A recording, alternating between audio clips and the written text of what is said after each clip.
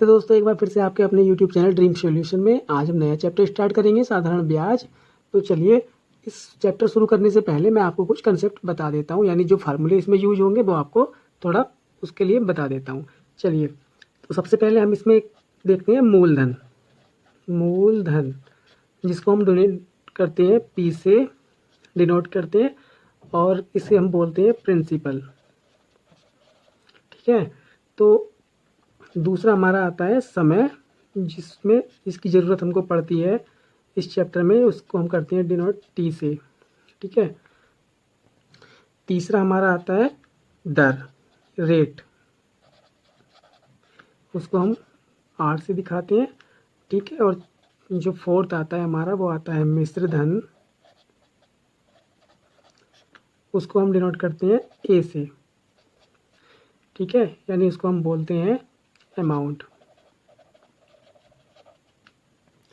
तो अब इसमें क्या है, जो इसका फार्मूला है, अगर हमसे पूछता है ब्याज यानी सिंपल इंटरेस्ट SI, ठीक है ना, साधारण ब्याज को क्या बोलते हैं, सिंपल इंटरेस्ट, उसका फार्मूला ये होता है P गुणा R into T upon 100। P आप समझ गए, प्रिंसिपल यानी मूलधन, गुणा दर, गुणा समय और गुणा 100।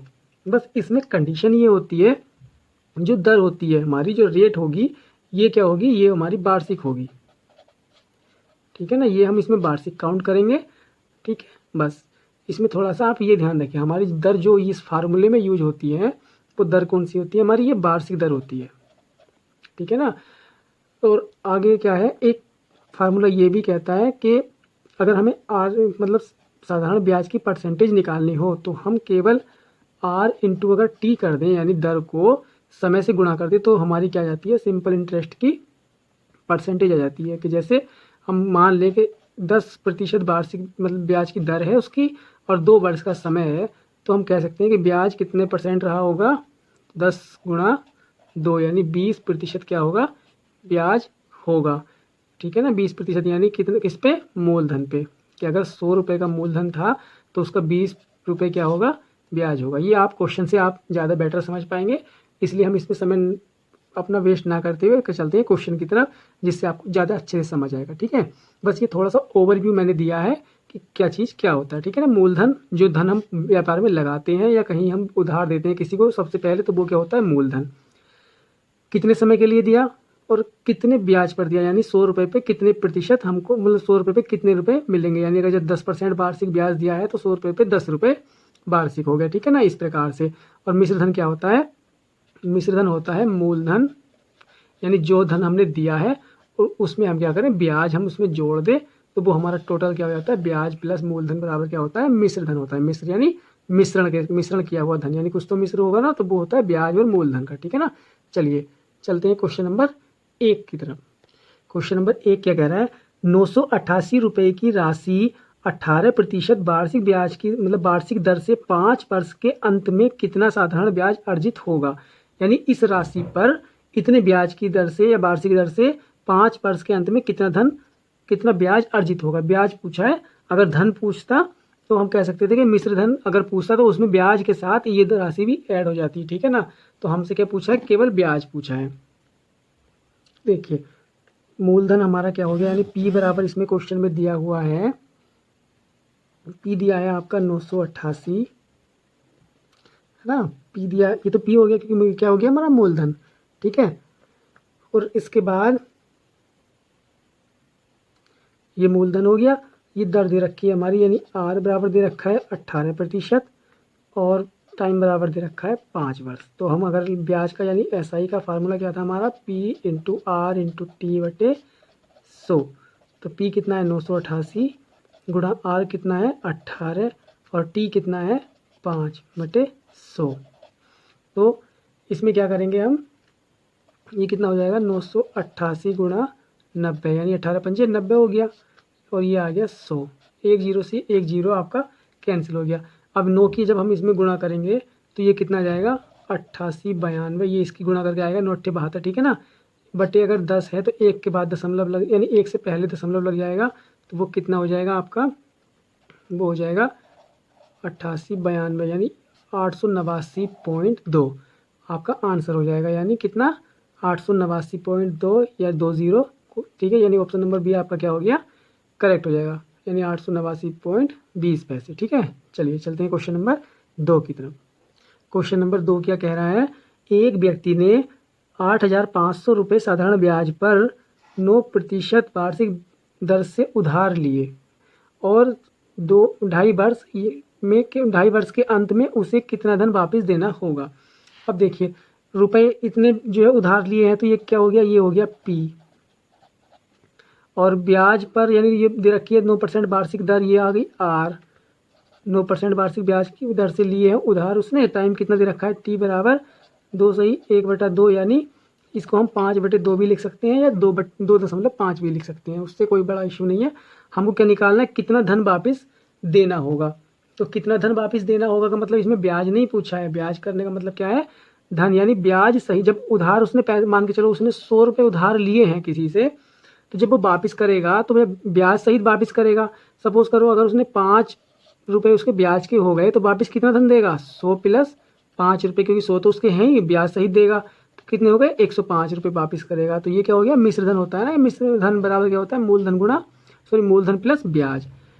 तो कितना धन उसको जब जिससे उधार लिया है कितना धन वापस करेगा, मूलधन प्लस ब्याज। तो पहले हम ब्याज निकाल लेते हैं, ऐसा ही कितना होता है, P × R × टाइम कितना है 5, और नीचे यहाँ पर 100 होता है बटे में, तो इसके साथ क्या आ जाएगा 2, 5/2 है ना, तो बस इन 2 जीरो से ये 2 जीरो कैंसिल हो गए ना, और इसकी गुणा करने के बाद ये गुणा कितनी आएगी, 3825/2, तो ये अगर हम निकालेंगे तो ये आ जाएगा 1912.5। तो ये हमारा क्या आ गया, ये आ गया ब्याज।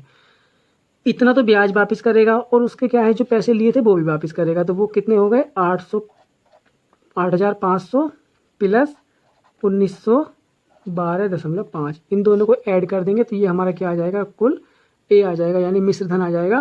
तो ये कितना हो जाएगा, 5 और 2 1, 9 5 14 का 4 हासिल 1, और ये आ जाएगा 10, यानी ये कितना आ जाएगा, 10,412.5 रुपये, यानी ऑप्शन नंबर ए, 5 रुपये नहीं सॉरी 50 पैसे, ऑप्शन नंबर ए आपका क्या हो गया, करेक्ट हो गया। ठीक है, चलिए चलते हैं क्वेश्चन नंबर 3 की तरफ। क्वेश्चन नंबर 3 क्या कह रहा है, 3600 रुपये की राशि को 2 भागों में इस प्रकार विभक्त करें कि पहले भाग पर 5% वार्षिक ब्याज की दर से, मतलब वार्षिक दर से, और 3 वर्ष का साधारण ब्याज, ठीक है, दूसरे भाग पर 6 सही 1/4 वार्षिक दर से 4 वर्ष के साधारण ब्याज के बराबर हो।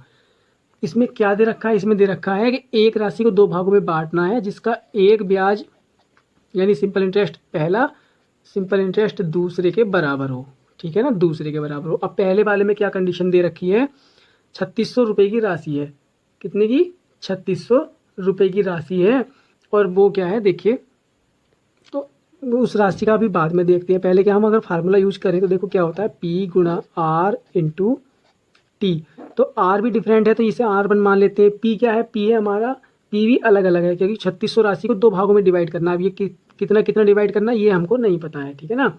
तो P1 × R1 × T1/100 होता है, बराबर ऐसे ही P2 × R2 × T2/100 होता है। अब 100 से 100 तो कैंसिल हो जाएगा, तो हमारा क्या बचा, यही बचा है ना, ठीक है। तो जब ये बचा तो ये कितना कितना है, P तो हमारा हमें ये नहीं पता P कितना है, तो P तो ऐसे ही रख लेते हैं, और R1 कितना है, पहली बार में दर कितनी है, पहली बार है दर 5, और पहली बार में टाइम कितना है, वो है 3, बराबर P2 हमारा पता नहीं हमको, R2 कितनी है, दर है हमारी 6 चौक 24, और एक 25/4 लिख सकते हैं इसको, 25/4 इंटू टाइम कितना है, टाइम है 4 वर्ष, तो 4 से तो 4 ये कैंसिल हो गया, तो यहाँ पर कितना बचा, P1 इंटू इससे काट देते हैं 5 पंजे 25, तो यहाँ क्या बचा, P1 × 3 बराबर P2 × 5। तो इससे मैं P1 और P2 का क्या निकालूं, अगर अनुपात निकालूं, P1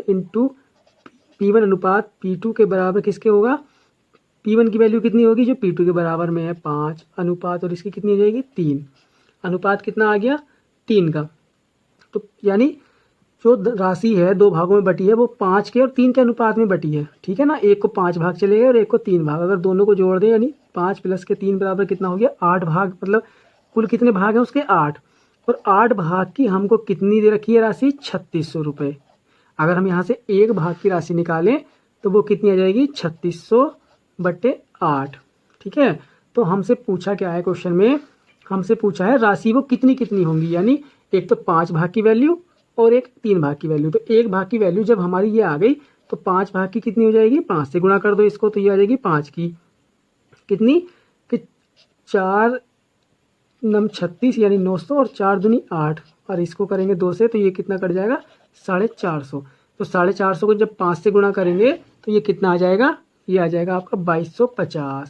ठीक है, तो जो एक राशि तो हमारी आ गई 2250, और जब हम दूसरी यानी तीसरे भाग 3 भाग निकालेंगे तो वो कितना आ जाएगा 3600 गुणा 3/8। ठीक है ना, यही तो था ना, 1 भाग की वैल्यू हमारी ये थी, 3 से गुणा कर दी तो 3 की आ गई।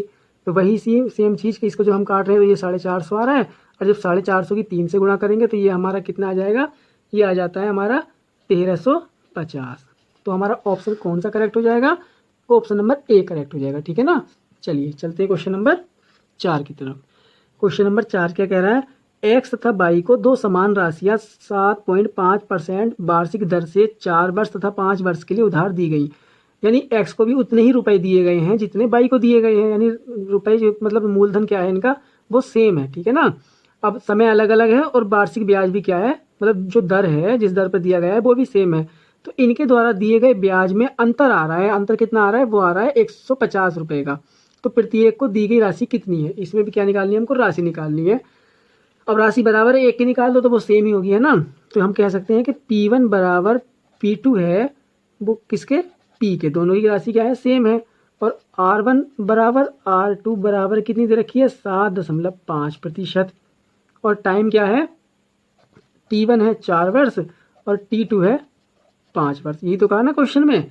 तो अब इसमें क्या कहा है कि जो वार्षिक ब्याज है यानी SI1 या I2 माइनस SI1 कह लो, कुछ भी, मतलब उन दोनों का जो अंतर है वो कितना है, अंतर है उसमें कितना 150 का। अब मैंने I2 यानी जो सेकंड वाला से मतलब फर्स्ट वाला क्यों घटाया, अगर आप ये सोच रहे हैं, क्योंकि सेकंड वाला ज़्यादा होगा, क्योंकि राशि तो सेम है, ब्याज भी सेम है, मतलब जो दर है वो भी सेम है। तो समय किसने लिया है ज़्यादा है, वो लिया है 5 वर्ष इसमें, तो इसकी राशि ज़्यादा होगी।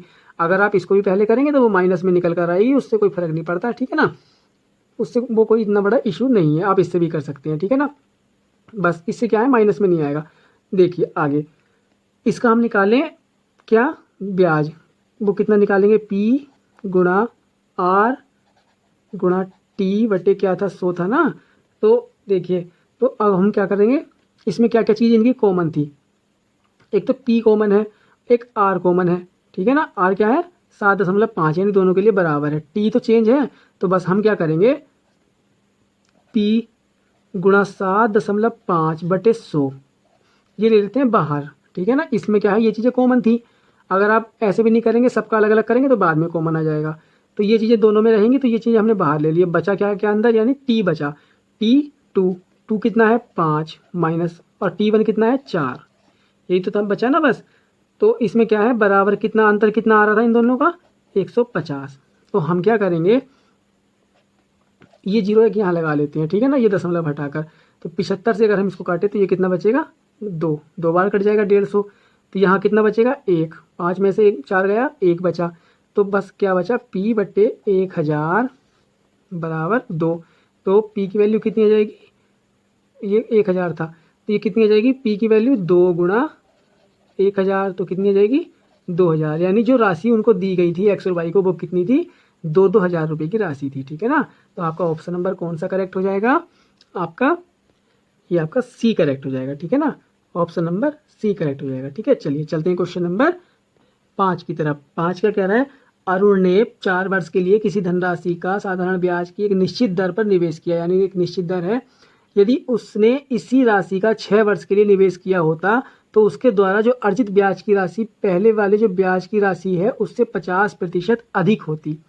ठीक है ना, तो पहली वाली से कितना 50% अधिक होती। तो वार्षिक ब्याज की दर क्या है, हमसे क्या पूछा है, वार्षिक ब्याज। इसमें क्या कहा है, जो पहला वाला टाइम है वो कितना है 4 वर्ष, और कोई राशि है P हो सकती है वो, और दर क्या है हमारी R है। ठीक है ना, तो अगर हम निकालें उसमें सिंपल इंटरेस्ट तो वो कितना होगा, वो हो जाएगा P into R into T की जगह क्या है हमारा 4, 4/100, यही तो होगा ना। सेकंड कंडीशन में क्या कह रहा है वो, सेकंड में उसने कहा है कि टाइम कितना हो गया है 6 वर्ष का, बाकी तो सब कुछ सेम है। तो सेकंड हम यहाँ कर लेते हैं कितना, P इंटू R इंटू कितना 6 वर्ष का है ना, इंटू 6/100। अब उसमें क्वेश्चन में क्या कहा है कि जो उसके द्वारा अर्जित ब्याज की राशि पहले वाले ब्याज की राशि से 50% अधिक है। ये जो राशि है ये किससे, इससे 50% अधिक का मतलब क्या है, 150/100, ठीक है। 100 क्यों करा हमने, क्योंकि प्रतिशत है ना 50%, तो 150, क्योंकि हम अधिक और कम को क्या करते थे, वो 100 में से माइनस या ज़्यादा करते थे, ठीक है ना। तो ये कितना है, अब ये दोनों क्या हो गए, बराबर हो गए। तो बराबर होने का मतलब क्या है कि ये भी इससे ये कट जाएंगे दोनों, तो इसमें कुछ भी ऐसा बचा नहीं जिसकी हम वैल्यू निकाल सकें, क्योंकि ठीक है ना, P भी कट गया और R भी कट गया, बाकी सारी क्या है न्यूमेरिकल वैल्यू भी बची है। तो इसमें हम कह सकते हैं कि इसका आंसर होगा निर्धारित नहीं की जा सकती। क्या निकालें, कुछ नहीं पता कि इसकी वैल्यू कैसे निकालेंगे जब सारे आपस में कट गए, तो ठीक है ना। चलिए चलते हैं क्वेश्चन नंबर 6 की तरफ। क्वेश्चन नंबर 6 कह रहा है एक निश्चित राशि का साधारण ब्याज की किसी दर पर 2 वर्ष के लिए निवेश किया गया। यह निवेश 3% अधिक ब्याज की दर पर किया जाता तो 72 रुपये अधिक मिलते।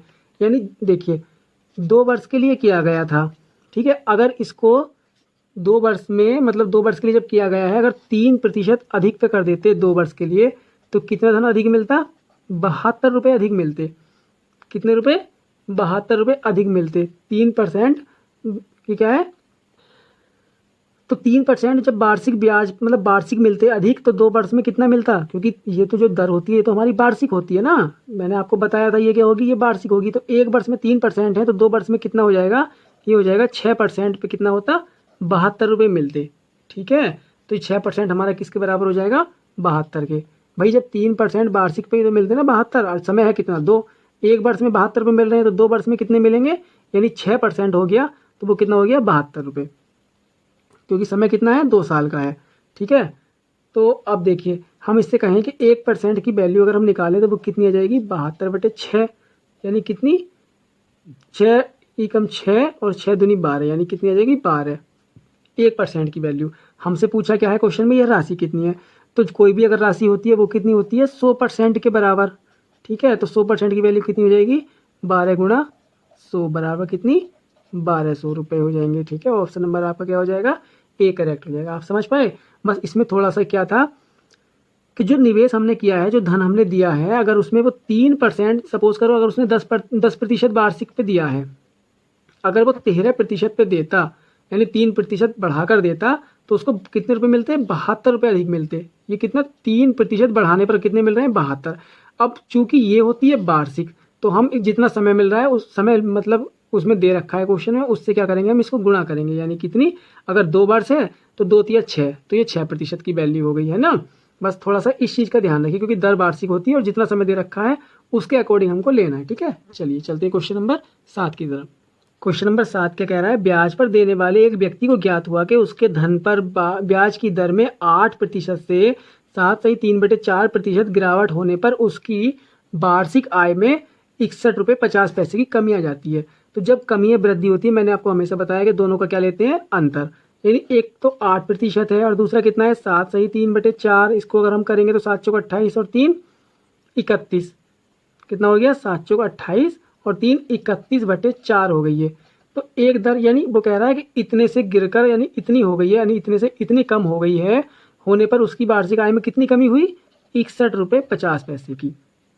तो जब हम क्या कहते हैं, इस तरीके की वैल्यू दे रखी है कमी या वृद्धि, तो हम क्या देते हैं, दोनों का अंतर ले लेते हैं। तो इसमें क्या करेंगे, 8 माइनस के 31/4 बराबर किसके हो गया, 61.50 पैसे के। तो इसको अगर हम क्या करेंगे, 4 एलसीएम लेकर 8 चौक 32 माइनस 31 बराबर 61.50 पैसे।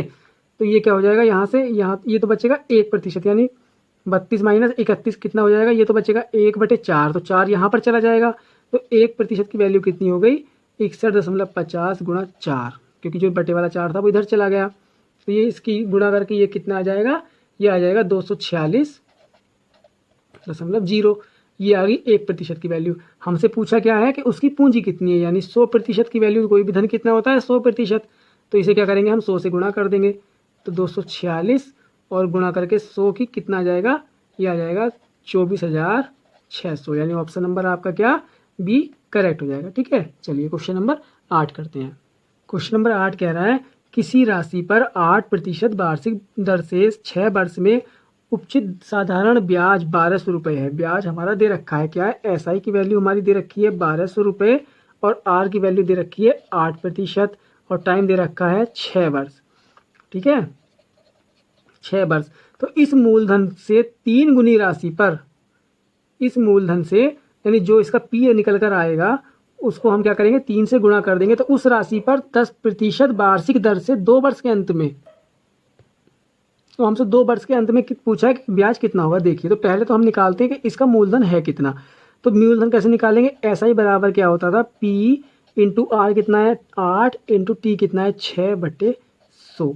तो यहाँ से अगर हम P निकालें, क्योंकि ऐसा ही कितना दे रखा है 1200 रुपये, तो अगर हम P निकालें तो कितना हो जाएगा 1200 गुणा 100 और इसके बटे में क्या आ जाएगा 8 गुणा 6, ये वाला। ठीक है, तो P की वैल्यू तो आ गई हमारी ये। तो जब ये P की वैल्यू आ गई, हमसे आगे क्वेश्चन में क्या कहा है कि इस मूलधन यानी जो मूलधन आया है ये, इससे 3 गुनी राशि पर अगर हम इसको 3 से गुणा कर दें, राशि पर 10% वार्षिक मतलब वार्षिक दर से 2 वर्ष के अंत में, ऐसा ही पूछा है। तो ये तो यानी इस मूलधन से 3 गुना राशि पर, यानी इस पर हमसे क्या पूछा है 10%, इसमें दर लगाइए। पहले तो इसको अगर कैलकुलेशन करना चाहो तो कर सकते हैं, 3 दूनी 6 और 2 छक्का 12, ये कितना हो गया 600। और इसको अगर हम काटें 4 से, 4 दूनी 8 और 15 चौका 60, ये 150 आ गया। और इसको एक बार और काटें 2 से, तो ये आ जाएगा 75। तो ये P कितना आ गया यहाँ से, ये आ गया 7,500। तो अब उनसे क्या, 7,500 हमारा P आ गया, मतलब 3 गुना राशि हो गई। और R हमारी दे रखी है, इन्होंने R की वैल्यू दे रखी है 10%, R ऐसे लिख लेते हैं अभी 10%, और समय दे रखा है T बराबर 2 वर्ष। अब इसका हमको क्या निकालना है, इंटरेस्ट निकालना है, सिंपल इंटरेस्ट। वो कितना आएगा 7500 गुणा 10 गुणा 2/100। इन 2 जीरो से 2 जीरो कैंसिल हो गए, और इसका अगर हम गुणा करेंगे तो 75 दूनी कितने होंगे 150, यानी 150, और 1 जीरो आपका ये आ जाएगा। तो ये इंटरेस्ट कितना हो जाएगा, ये हो जाएगा 1500, यानी इनमें से कोई नहीं दे रखा, तो हम क्या लगाएंगे, ये ऑप्शन आपका करेक्ट हो जाएगा। ठीक है ना, कुछ नहीं था, जो वैल्यू दे रखी थी इससे हमने P निकाला। ठीक है, P निकल कर हमारा आया कितना, ये कितना आया था, वो आया था आपका, जो हमने केवल P जो निकाला था उससे हमने क्या किया था, गुणा करी थी 3 से। यानी इसमें क्या दे रखा था कि जो P आएगा उसमें हमने ये गुणा कर ली थी 3 से, यानी उसकी P से 3 गुना राशि, तो हमने यहीं पर 3 से गुणा कर ली थी। तो अगर हम कहें तो P कितना आया होगा, अगर इस 3 को हम यहाँ से हटा दें तो इसकी कैलकुलेशन कितनी आई होगी, वो आई होगी 2500। भाई 25 या 75 तभी तो 3 से गुणा हुई होगी। तो P आया था आपका 2500 को हमने 3 से गुणा करी, जब उसने कहा मूलधन से, मतलब इस मूलधन से 3 गुना राशि, यानी 25 गुणा 3 कर दी, वो 7500 आ गई। उस राशि पर क्या निकलवाया, ब्याज निकलवाया है इस वाली दर से और इस समय के साथ। ठीक है ना, चलिए चलते हैं क्वेश्चन नंबर 9 की तरफ। क्वेश्चन नंबर 9 क्या कह रहा है, किसी धनराशि का 1/3 भाग, माना कि वो धनराशि हमारी P है, मान लेते हैं ना P, ठीक है, प्रिंसिपल धनराशि P है, तो उसका 1/3 भाग यानी 1/3 तो हमने दिया है 3% वार्षिक दर पर, 1/6 भाग यानी P गुणा 1/6 भाग दिया है 6% वार्षिक दर पर, और शेष धनराशि हमको नहीं पता वो कितनी बची है, वो दी है हमने 8% वार्षिक दर पर निवेश की जाती है। तो यदि 1 वर्ष में कुल साधारण ब्याज कितना मिले, ऐसा ही बराबर कितना दे रखा है 600 रुपये मिले, तो वह धनराशि कितनी है, यानी P की वैल्यू पूछी है हमसे। तो इसमें हम क्या करेंगे, जब इस तरीके का क्वेश्चन दे रखा है, इसकी सिंपल कैलकुलेशन करनी है, तो इसका एलसीएम जो मतलब जो हर होता है उसका एलसीएम हम पूरा क्या मान लेते हैं, पूरी धनराशि मान लो। तो माना हमने P की वैल्यू कितनी मान ली, P बराबर हमने 6 मान लिया। ठीक है ना, अभी केवल माना है, जो एग्जैक्ट वैल्यू है वो हमको नहीं पता, बस हमने ये मान ली कि P की वैल्यू जो है वो 6 यूनिट के बराबर है। वो इसलिए मानी कि हम यहाँ क्या करेंगे, जब P की जगह 6 रखेंगे तो 6 यानी 3 दूनी 6, तो यहाँ तो कट जाएगी, जो 2 बचेगा ना, ऐसे 6 गुणा 1/3, तो 3 दूनी 6, तो ये वाली तो हो गई 2, जो 2 रुपये मान के चलो 2 रुपये हैं। देखो P हमने क्या अच्छा मान लिया 6 रुपये थे, ठीक है, तो उसमें से 2 रुपये तो दिए उसने 3% की दर पे।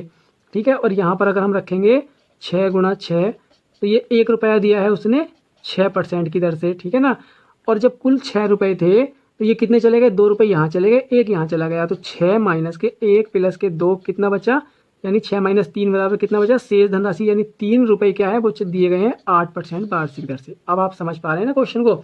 तो हम क्या करेंगे, तीनों का अलग अलग इंटरेस्ट निकालेंगे, यानी तीनों का अलग अलग ब्याज होगा। वो कितना होगा, वो होगा SI1 plus SI2 plus SI3 बराबर कितना है, वो 600 रुपये के बराबर है, यानी कुल ब्याज कितना मिला है उसे 600 रुपये। तो बस इसका इंटरेस्ट निकाल देते हैं, कितना है पहली बार में आएगा।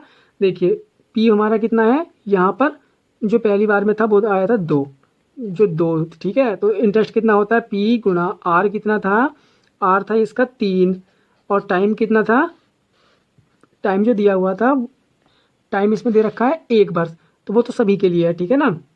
तो 1 वर्ष ये हो गया बटे 100 प्लस इसमें कितनी धनराशि थी दूसरे में, 1 रुपया या 1 यूनिट मान लेते हैं, ठीक है। और दर कितनी थी, वो थी 6%, गुणा समय तो 1 ही था बटे 100 प्लस जो शेष धनराशि कितनी बची 3 की, गुणा दर कितनी थी 8 की, ठीक है ना।